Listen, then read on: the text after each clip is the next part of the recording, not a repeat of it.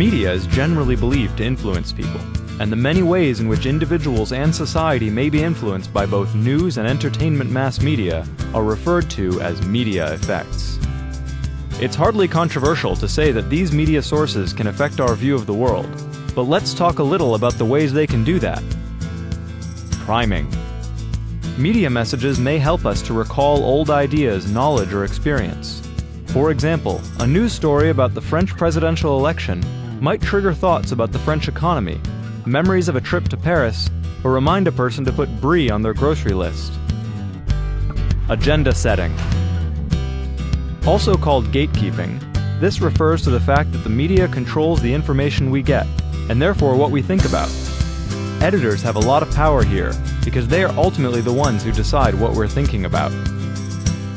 Framing. Frames are the particular treatment or spin applied to a message. Often this ends up shaping our own opinions of the news, and who the good guy is in any situation.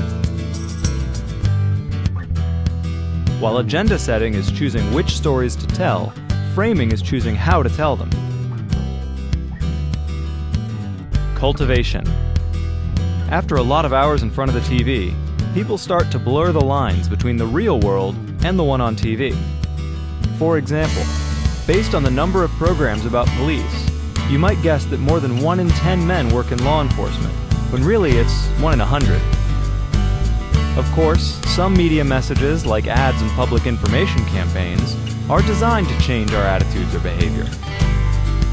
Factors that increase the likelihood of success include likability, credibility, or attractiveness of the source, the arguments used, and people who seem to agree with them. Media also plays a role in persuading people to adopt a new idea or practice. Often they first communicate messages about the new idea, which then spreads through interpersonal networks expanding over time to include social leaders, peers, and the community. This eventually leads to the adoption of the idea or innovation, reaching a critical mass.